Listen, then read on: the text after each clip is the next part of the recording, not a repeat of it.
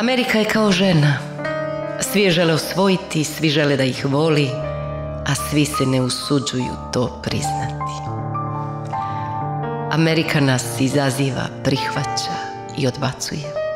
Pokazuje 1000 različitih lica i uvijek se svodi na razgovor o novom filmu.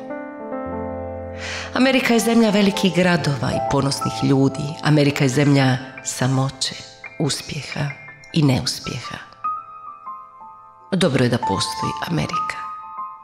Baš kao što je dobro da postoji Europa. Život bi nam bio siromašan da je na svijetu samo Amerika ili samo Europa. Ne bismo imali kamo otići i ne bismo imali za čim žuditi.